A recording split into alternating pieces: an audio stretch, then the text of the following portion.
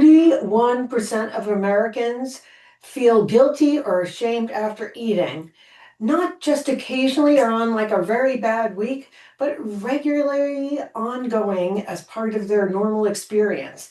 And at least 50% are actually sorting foods mentally into good and bad before they ever take a bite. This isn't a diet or discipline problem. It's a nervous system that has been running a war inside a perfectly ordinary meal. My guest today is one of the only physicians in the country that can actually explain why this happens at the level of biology. She is a preventative and addiction medicine physician with a master's degree in both biochemistry and public health. She is the national best-selling author of The Biology of Trauma, and she has dedicated her career to one question: why does the body hold on to fear and overwhelm long after the moment has passed? And what does that have to do with what you are craving at 10 o'clock at night? So, welcome, Aimie Apigian, Dr. Aimie Apigian. Welcome to Healthy Rebel Speaks Out, and I am Bonni London, your host, and I am so excited to have this conversation. Welcome, Aimie. I am so thrilled to have you here today to speak about this because it is really serious, this unnecessary conversation that people are having in their brains, just making simple dietary decisions. And I think a lot of it continues like that secretively that they're not telling people as well. And This is it. It becomes a big internal stress for us. yeah, so basically, we're talking about food cravings, but I love the way you describe it, and I'd like to hear more how this is really a survival mechanism, because this is really a different reframe from people who are ashamed and blaming themselves. So tell me, from your expertise, what is really going on in the body when you have a craving? When you have a craving, it's really just your body saying, I need something that I don't have. And when we look at what are the foods that we can crave, we have a reason for that. Now, logically, we don't usually know the reason. And so we just know I'm craving a food and I know that I'm not supposed to eat that food. But if we were Mm. to able to pause and just ask, get curious about it. Why this craving? Why do I want that? And one of the questions that I have my patients ask is, what do I hope that this will do for me? Am I Mm. hoping that it will wake me up? Am I hoping that it will make me happy? Am I hoping that it will make me more relaxed? What exactly am I hoping that this thing will give me? Because that starts to give us the reason for why am I craving this? Interesting. So what is the most common, or what do people say once they're being aware and no longer just doing the activity to kind of numb themselves out in a way, right? Like a Right. distraction. It is. And we look at food as ways that we can avoid, numb, and distract. And that's what I'm looking for when I'm looking to see, is this a trauma pattern? Anytime that we have stored trauma in the body, we are going to be looking for ways to escape our reality, escape our feelings, escape our body sensations. We're looking for that escape. And so if the food and the eating is a part of a trauma response, it will always have a component of, this is helping me not feel something. Uh, well, so for someone who have read your book, which was fantastic, and I feel that you explained better than I've ever understood it, what happens on a cellular level when we experience trauma. But I think this is really relevant now because I feel it serves a purpose. And I think for people to understand that, I think is so helpful. If you would mind just explaining that a little bit. And so when we look at the trauma response of the body, it is triggered whenever we experience a moment of powerlessness. Now, what would make us feel powerless? One, we have to feel all alone. And I don't know about you, but when I've engaged in emotional eating, I've never done it in a group of people. I've always been alone. And so that right there is often a clue for me of, am I trying to hide this? Do I feel ashamed about this? If I do, it's not that I should be ashamed. It's that there's something deeper here than just I'm hungry. Mm. The other aspects around the trauma response and that powerlessness are that something is happening in my life that I can't believe it is happening. This was never supposed to happen. Life is not supposed to go this way. There's an element of shock, maybe stunned. For me, it often can feel like a gut punch. And there's that moment of, I can't believe this is happening. And those two things, the unbelievable aspect of something, feeling all alone in that something, is what creates this sensation of, and then there's nothing I can do about it. And those are the components that then trigger this trauma. And most people are actually walking around in their life feeling this way quite a large amount of the time. And so we even need to redefine, well, what is trauma? Because if we're looking for just the big bad events in our life, we're going to miss all of the moments in our daily life that we have a feeling of powerlessness. Sometimes it can just be for a moment. Sometimes it can last hours. Sometimes it can be the whole day. But these are the internal responses that our body will do. And in seeking relief of that high anxiety around, there's nothing I can do. I can't believe this is happening. And I'm all alone in this. That becomes unbearable. And anytime that we have unbearable sensations in our body, our brain, our nervous system will be frantically looking for, then what can help me numb those feelings? What can help me not have to pay attention to that internal emotional pain? And sometimes even I'm better able to feel physical pain and the physical stretching of my stomach and the physical pain, maybe, or even the physical pain of anorexia. I am more comfortable with physical pain than the emotional pain. Yeah, you bring up a really good point, as I do work with a lot of people who are interested in losing weight. But then the question is, have you worked with people when they finally get to whatever that number is, which to me, that's another crazy thing. Then what? Then when you realize you can no longer say that the body is the issue or the eating is the issue, then you're face to face with what? And then what happens? Because I feel like this is the panic in a crazy way. It's a painful problem, but on the other hand, it's serving a purpose. It is. And when we can see that everything that we crave, everything that we do even has a very good reason behind it, then we can get curious about, well, what is the reason behind it? And not just get frustrated with the craving or the behavior. Those are both downstream issues of what's driving it. Yeah, so I'm guessing I know your answer to this, but what is your stand on willpower? Yes, I believe that you know exactly what I'm going to say about willpower. If there is a survival logic to why I would want this food right now, and I feel like I'm going to die if I don't get it, There is no amount of willpower and logic that's going to be able to say, let's be reasonable about this. Reason is what you're able to do and access when you feel safe enough to access that. But we have a critical line.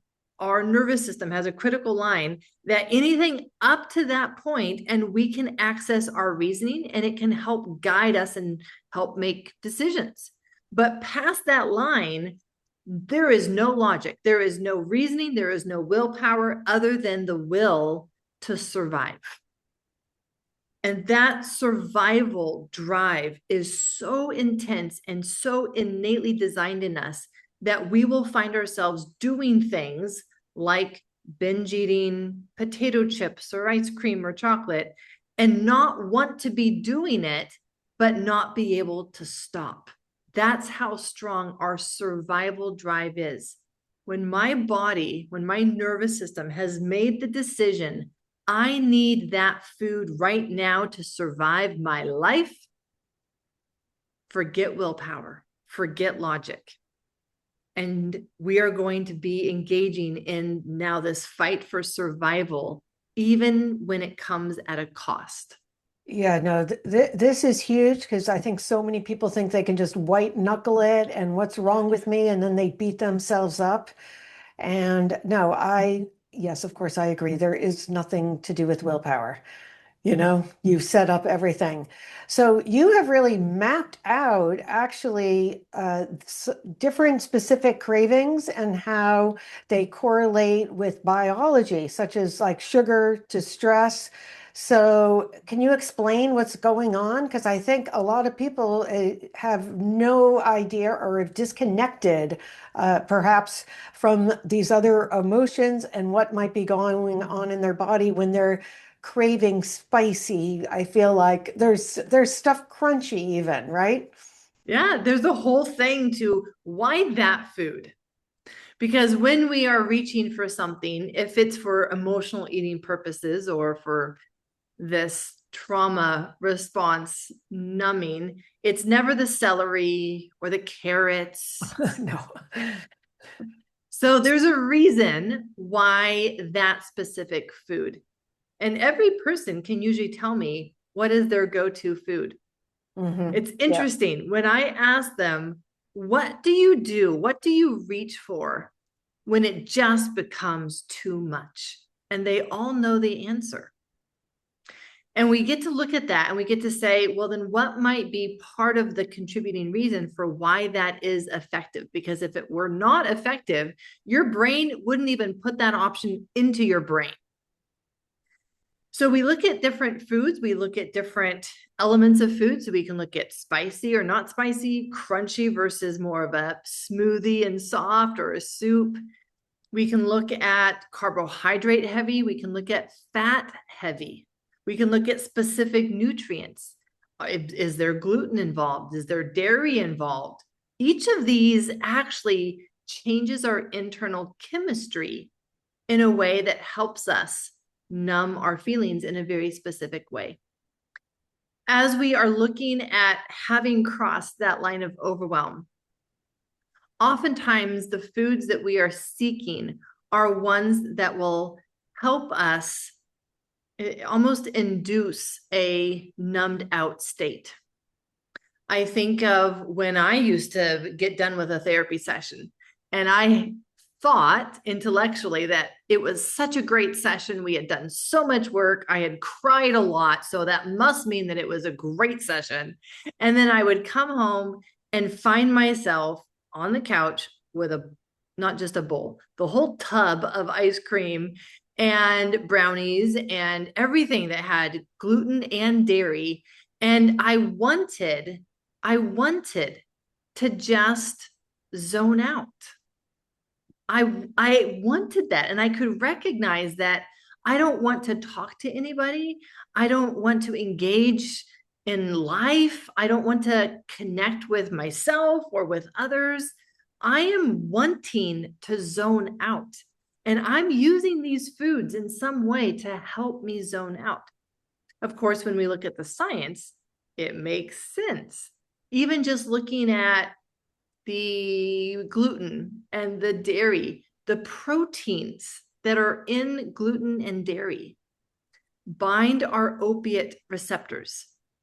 Why is that important? Our opiate receptors are the painkiller receptors in our body, and they are throughout our whole body, not just in our pain centers, but actually heavily focused in our gut as well, which is where a lot of our emotions reside, especially that fear. And so as I look at how is this food helping me, it's helping me numb my emotional pain. It's helping me numb the emotional pain, because just like my natural endorphins that help me numb pain, physical pain, emotional pain, doesn't differentiate between the two of them. It's acting as those endorphins, binding those same receptors. And so anyone who tells me that those are their go-to foods, if they have gluten, if they have dairy, then I'm sharing with them that aspect of there's something that you want to just numb out from. You're looking to zone out. What is going on?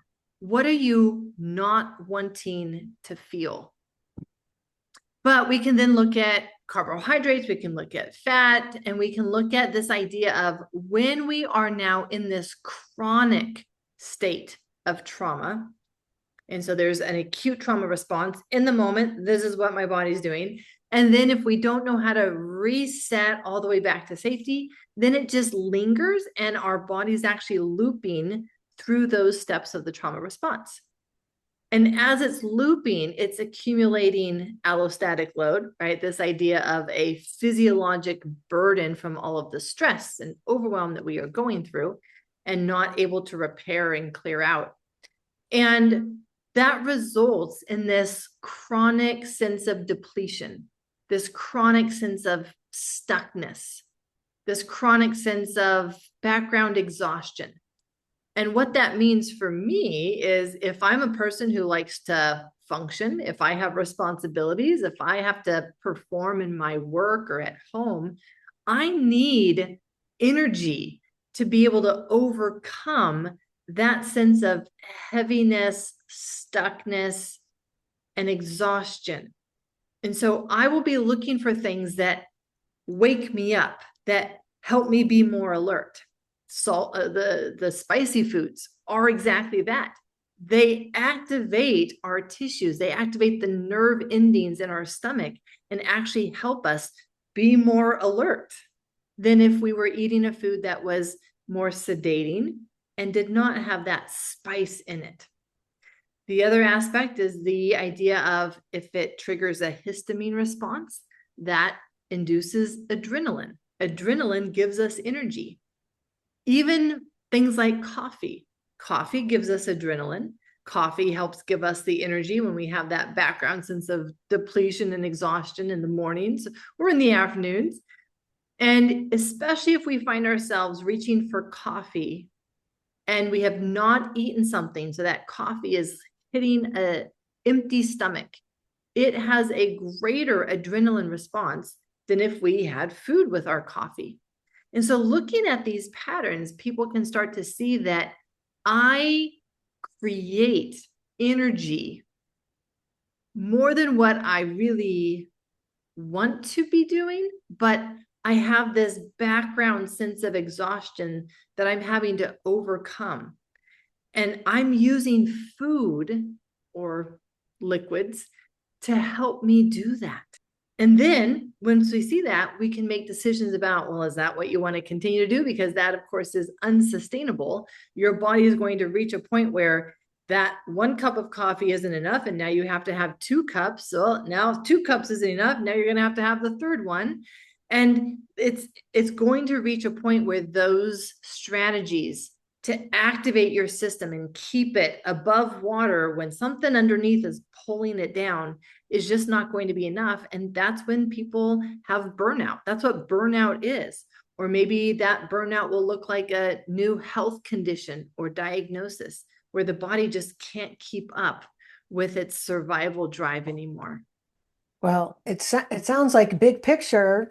Yeah, what do people do when they're no longer, they decide they don't want to use this crutch anymore. Basically, Right. then what? Because as you described it so well, and I appreciate is that so when people are going through the trauma, they don't get the resolution. So it's like they're seeking this, like kind of constantly And trying I to figure love, it yeah, out. I love that analogy that you're using of a crutch, because that's exactly what it is. When we still have stored trauma, we're walking around with a limp. And so we're using a crutch to help us walk better with a limp. And then one day we decide, I'm done with this crutch. But the problem is, you're not done with the limp. And when you take away the crutch, your limp is even more obvious and painful. And now you've got to decide, am I ready to deal with the actual limp, or am I going to look for another crutch? So what have you found when working with people when they come to that moment where maybe they're realizing, oh, this is actually not about food? It I mean, that's a scary moment. really That is. I think that is a scary moment when you realize that, you know, believe me, I've had my ice cream cookie dough, done it all, okay? But when you realize the answer does not lie here, then what? Then you're faced with what? I still remember that moment when I realized that I was engaging in emotional eating and I hadn't even realized it. Hmm. And it was a very sobering moment. And it was one of those moments where you see a new depth to how messed up you really are.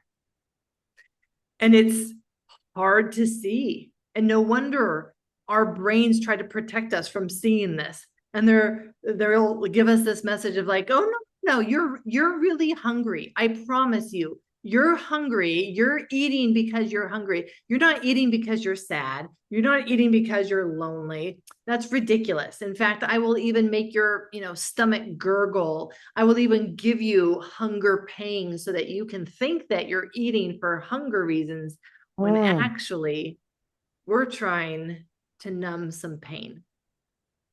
And so that moment of realizing for me, the voice was, I am more messed up than I actually realized. And in that moment, it's for many people, for me, it was a low point. And those low points are can be the source of incredible growth and Sure. transformation in saying, and I want to do something about this.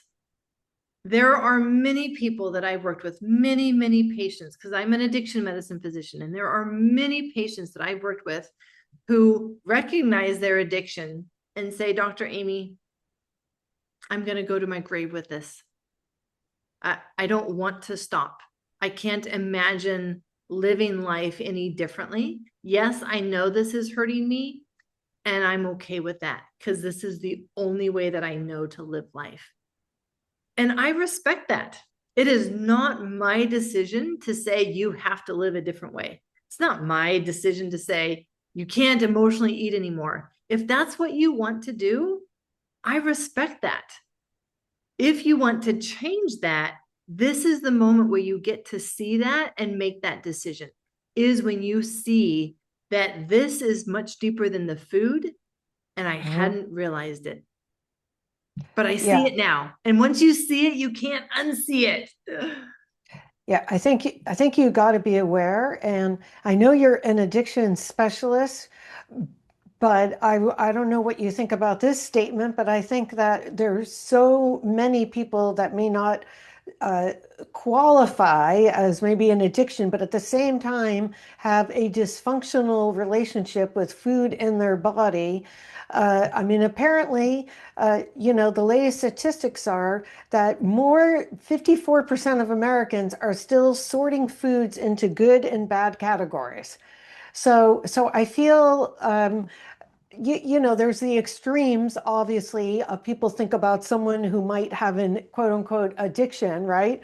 But I feel that this message speaks to almost everyone practically that's had moments like this with food where they've used it inappropriately like that.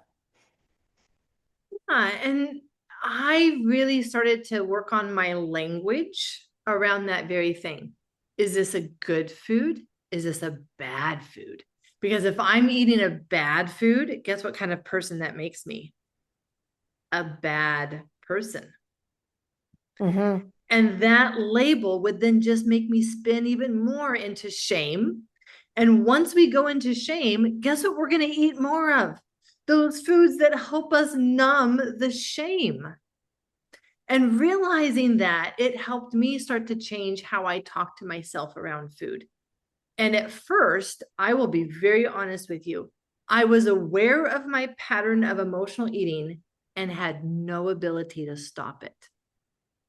Oh, I tried the beating myself up. I tried the criticizing myself. I tried all of that, and it only made it worse. And so that's when I said, I'm approaching this all wrong.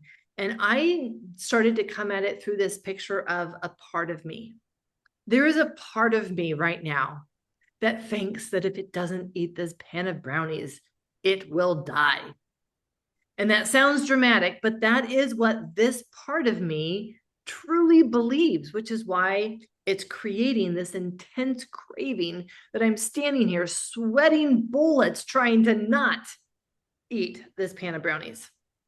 So, this part of me, it's not all of me, because I can recognize that there is another part of me, not getting as much voice right now because this other part is louder. But there is another part of me that says, I wish we wouldn't eat that pound of brownies because we're going to wake up. Our joints are going to hurt. We're going to feel sluggish. We're going to have a slower morning because the body just won't be as good. We're not going to sleep as well. I wish that we wouldn't eat that pan of brownies. And realizing that this other part of me that is so terrified, the part that is most terrified is the part that's going to win every time. And at that time in my life, I did not have the skills to know, how do I work with this part of me that's terrified to bring it off that ledge and not have it feel terrified, so that I could even reason with it and say, what else could we do to help your fear other than eat this pan of brownies? But not having that skills, but very aware of it, it was an opportunity for me to do something that I'd never done before, but it was revolutionary for me. And that was talking to that part and saying, I hear that you are absolutely terrified right now. I will let you eat this pan of brownies, and I will be here with you. Every single time before, when I had done emotional eating, I had hated myself or hated that part of me. I had abandoned myself. And so here I was again, eating in this shame. And when I was able to take this other approach, until I did learn the skills and could work with that part and no longer emotionally eat, until then, that was what I was able to change. I am not going to create the shame around this. I see that you need this because you're terrified, and there's nothing else that will seem to work right now for that level of terror. So I will let you eat that pan of brownies, and I will be here with you so that you're not alone in this fear. And actually, what already started to shift with that was that I no longer felt the need to eat the entire pan of brownies. It would eat one or two and then be like, oh, well, that's actually not giving me what I want. And Right. so Well, started to shift things, but just that of the idea of, I'm not going to make you do this alone. I'm going to be mm, here with you. And it had never had that experience of being seen, of being witnessed, of being understood. And even that helped to decrease the intensity of the craving, which was very interesting. well, to me, it seems like because it's all of the messages and voices that we get, right? From growing up, from social media, especially women. And I feel like the way, at least I feel was socialized as women, hey, this is what you bring to the table. So if you can't get this together, then what is it, that you have? And then, like what's going on now currently, again, with social media, all the pictures, all the people that are on all the weight loss, and then you have the food pictures on the other side, right? I mean, I feel like where does all of this shame with eating and our body image and this whole story come from? That's a very good question to get curious about, right? When did you learn that you had to be perfect and look perfect to be okay, to be loved, to be accepted, to belong, to feel valued? When did you Yes. first learn that? And as you're asking that question, it always goes back to childhood. Hmm. And I would say our socialization. I have to share this story that so many people will even buy clothes that they hoping that they'll be able to fit into. But I had a woman in her 90s with a beautiful life that was still came to me because she still wanted to fit into clothing in the back of her closet. That's all I'm going to say.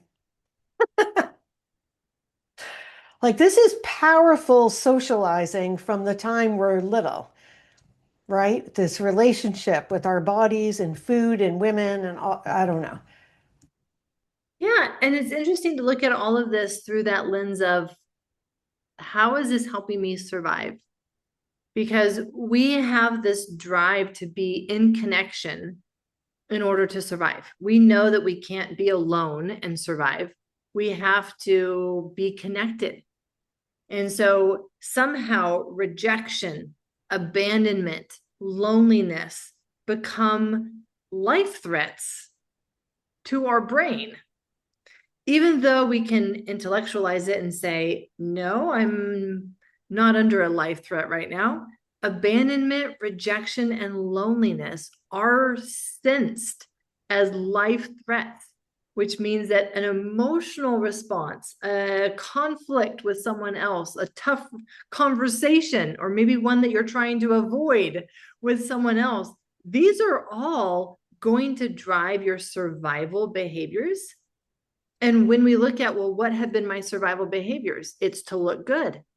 Hmm. It's to be seen as funny, powerful, smart, soft, sweet. It's whatever programming we've had of this is who I need to be in order to have value in the world. That's what we will resort to. Yes, it's crazy. I always like to refer to evolution and that certainly we've all had our own individual experiences here, but there is no question that there is like this wiring. We don't want to be kicked out of the cave. And I think there's like that fear of being socially accepted and all of that. And then what are we doing as a collective but beating ourselves up when, the real solution, which I want you to get into a little bit more, but to me, I'm just going to say the word acceptance. We'll say that. Yeah. Tell me more about what acceptance means to you. Accepting your cravings, Yeah. accepting your humanness, accepting your body, and that you are more than this body, and you have so much more to give, and that if you ate something you shouldn't have, I actually did a whole video on this, that we should celebrate. I always tell people that you boosted your metabolism. This is fantastic. High five, woman.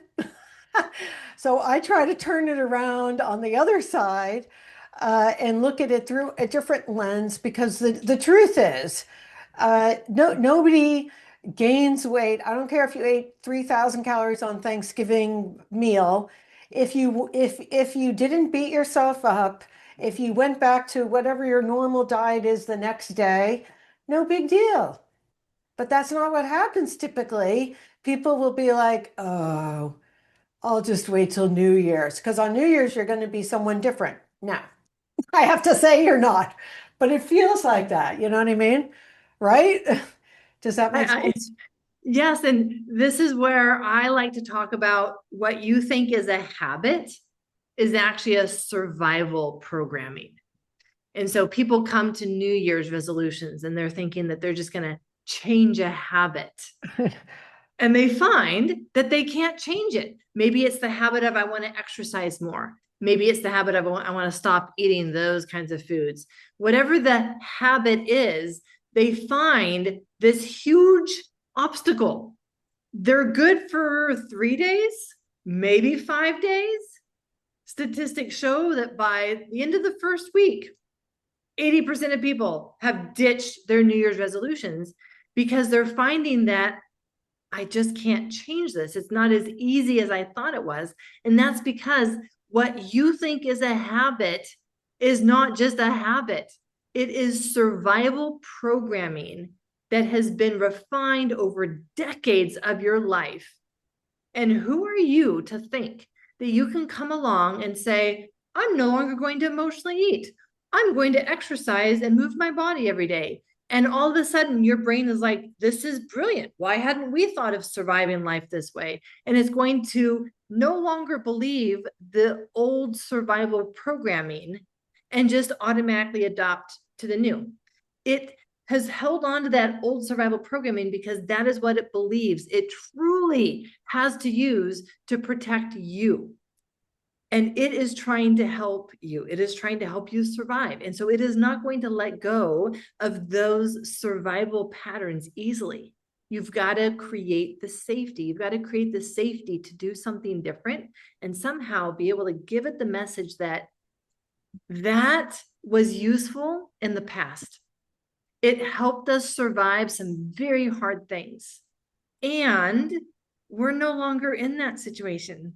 We're no longer in that home. We're not in that relationship anymore. We're a different person. We're stronger. We're smarter. We have more experience. We have more skills. So we don't have to continue running that same survival programming. And this is how we create the safety for the change that we want. Yeah, I want to hear about that because to me, and you tell me, I feel the big challenge is familiarity. This is Mhm. very true. To me, because even though it's uncomfortable, it's familiar, it's my identity. I know this anxiety. I got it. It's familiar, right? So I know you have a whole framework that you teach on helping people to heal their nervous system. Um, can you share with us about this? I really think it's amazing. And it's in your book, you talked about it. So I have a framework that helps us see, why am I still stuck with these trauma patterns? The first step is always identifying, well, do you have trauma patterns? Because if you don't, we don't need to do this work. If you do, if you want to change those, we need a path to know how to change those. And so we first identify, what trauma patterns are you still operating with? What trauma patterns are still helping you survive life? Once we identify those, and those are trauma patterns that I cover in chapter 9 and 10 of my book, then we look at why. Because if I still have these trauma patterns running my life in the background, that means that my body has not had what it needs to reset back to safety. My body is still in danger mode. Why? Because if my body had everything that it needed, it would have healed or resolved, processed, completed, whatever your terminology is, it would have done that on its own. That's what the body is designed to do. So somehow I have gotten in the way of what my body would naturally do to process and to heal. So we look at what I call underlying reasons. What are the underlying reasons that have perpetuated these trauma patterns that I now want to change? Is it changes to my biology? Is my own biology perpetuating these trauma patterns because it keeps me in a state of depletion and not feeling like I have enough energy because my mitochondria can't make ATP well because of all the toxins or the oxidative stress or the nutrient deficiencies. But we also have these beliefs about ourselves. We also have somatic implicit memories that say, I can't feel uncomfortable feelings and be okay. And so those are all the categories of underlying reasons. Once we identify what are the underlying reasons for us, then we can move into, so then what repair tools would I use? If it's toxins and that's creating a pattern of depletion in my cells, well, then what kind of a detox do I need to do? How do I do that detox? And so then we look at the beliefs about ourselves, we look at these somatic memories, and we want to repair all of them because that's how we make big shifts in our life. I say small hinges move big doors. Small hinges meaning we're going to stay within our capacity. We're going to go only as fast as the slowest part of us feels safe to do. But when we do multiple things, biology, the somatic memories, the beliefs about ourselves, when we do a little bit of each of those are small hinges that move big doors. And we can experience some big changes in our life that then open up the capacity to do even more work. So then we look at the sequence and the phases of the healing journey. And we realize that the first phase is always to create the safety to allow the change to happen. One of the misconceptions of the healing journey is that as soon as I create safety, everything will be okay. First of all, we've got to learn how to actually create true safety because most people don't know how to do that. Explain what that means exactly, because I'm not sure Yeah. myself. Yeah. And then there are things that happen once we establish safety that we often don't know that are coming. So what is safety? When we say that it starts with safety, that you have to create the safety for the change to happen, what does that mean? That means that it has to feel safe. And I use that word feel because it has to be a felt sense. I have to have my body feel safe. Most people try to tell themselves that they are safe rather than actually creating the feeling of being safe.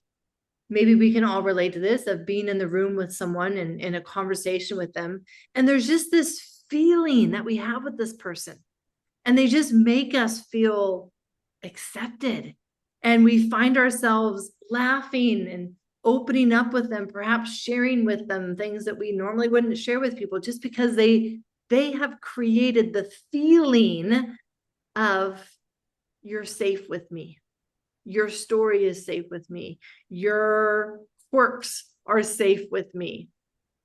And when they've done that, then I can share with them all the things that they have made it safe for me to share with them. But we've all experienced that person that we're in conversation with them, and there's nothing about them that would flag us as dangerous or as not safe.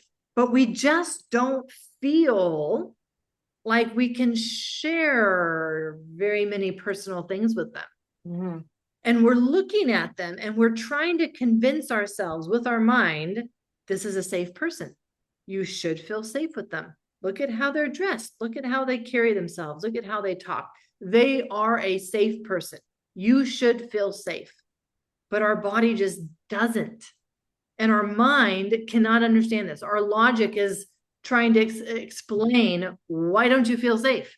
And there is no explanation. There often are no words because this is a felt sense. It's just how you feel.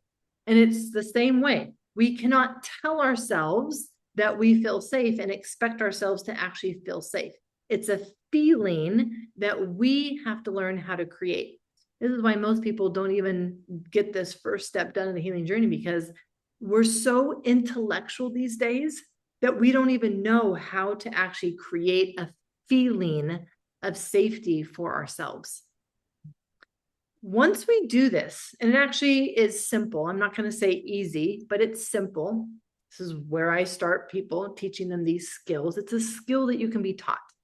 It's not magic. It's a skill that you can be taught. And once they learn how to create safety, it's very predictable what comes up. One is grief. You create safety, and all of this grief surfaces.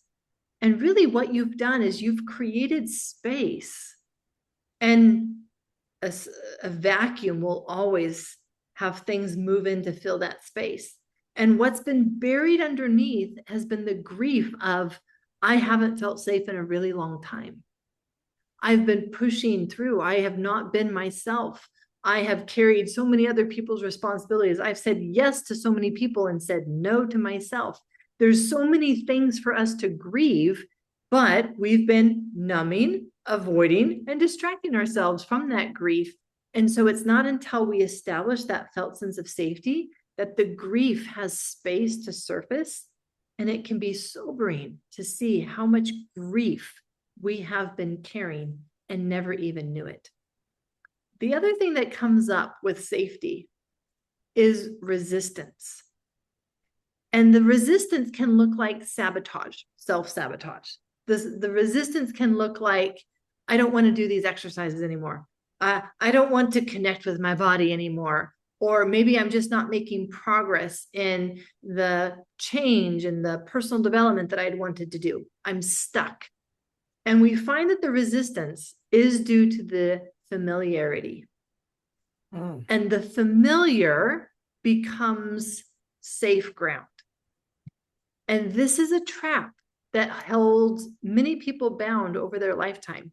And that because something is familiar, it feels safer than the unknown. And they stay in relationships that are unhealthy, not because they're unhealthy, but because they're familiar. Mm-hmm. And familiar has a degree of safety to it.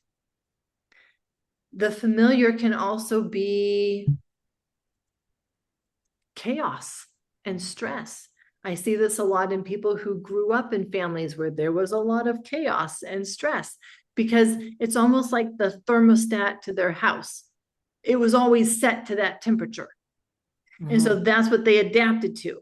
That's what they're familiar with. That's what they're comfortable with. Not that they like it and they'll complain about it, but when it actually comes to changing it, when it actually comes to, well, then create your inner safety and stop engaging in as much drama and stress and chaos. And they don't know how. It actually causes anxiety for them to be calm.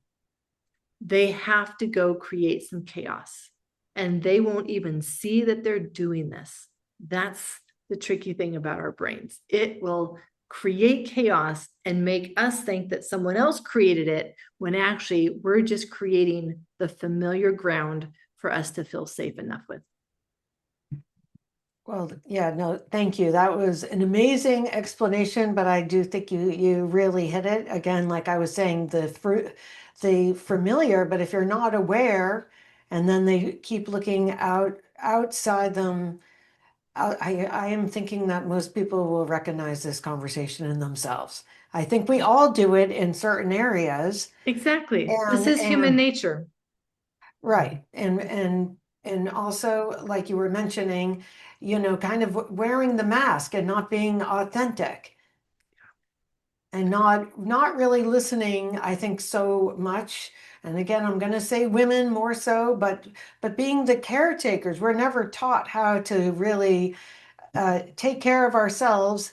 And then just to go back to, even I always think about like childhood, someone falls, and instead of saying, like, yeah, you're hurt, you could be upset. Your being upset is upsetting me, so I'm going to give you an ice cream or a cookie so you can stop crying and I'll feel better. I feel like that's where some of these things begin, It right? really So, does. right? It Like really instead of begins there. being able to have the emotion, You're setting them up, oh, I can eat instead of actually being sad and upset because I just fell and or lost my balloon or whatever it was. Yeah, we as a society, as humans, can be quite uncomfortable with distress and seeing other people hurt or being bothered by another person's emotions. And so it's just, again, another thing to, what do I need to do to get you to feel better so that I can feel better? And Exactly. we're not actually learning how to be with the other person and help them move through it, which is why children don't learn this and they grow up to be adults and just continue the same cycle that we've created for them. Yes. So what I hear you saying throughout all of this entire conversation is that people just need to step back and really have compassion for themselves like they do for everyone else. Yeah, and we've got to learn. Like it's a skill. We actually have to learn this. It's like going to school because we didn't learn this back in our childhood. We have to learn how to feel our feelings. How do Yes. I be with this sadness and not just reach for something that will numb it and make it go away? How do I be with this anger and not just act on it because I want it to, move through me and go away? How do I be with how do I be with my emotions and not just reach for something that will make it go away? Yes, and I think what you're saying is basically being comfortable with the uncomfortable emotions. And Yes. if you can just sit there and know like that is not going to like do you in, like being whatever emotion it is in the moment, it's not that bad if you can just learn to sit with it. And that's why we have to actually learn how to do this because it sounds easy and it is not. I'm going to tell you that it's simple, but it is actually the hardest thing for us to do for those of us who have lived our entire lives in our heads, thinking about everything, analyzing everything. And so to come and start to feel is actually one of the scariest things that we can ask our mind to do. Well, as we are coming to the end, if you could just maybe give where someone could start, maybe the first couple steps to take to this, because I feel like that is the beginning, one step, Yes. And right? I have written a whole guide on this. So I have a 23-page guide. I'm happy to share it with your audience. And that's Sure. exactly it. It's steps to identify and heal stored trauma in the body. And so as we look at the steps are going to be learning how to create a felt sense of safety. I would want people to do that before they start processing their stories, processing their past, talking about their past. Get out of the story because it's not what's going to help you until you've learned these other skills first. And the first skill is learn to create a felt sense of safety anywhere at any time. That is the first step, not actually processing your trauma, learning to create a felt sense of safety right here, right now in your body. I love it. Well, now tell us where everyone can find you, and everyone needs to get a copy of your book. I've given it out to many people myself already. Um, because I think it was amazing, the topic, but also the way you explained everything. Oh, well, thank you. And yes, for those who are listening and want to know, like, all right, where am I going to find this in the book?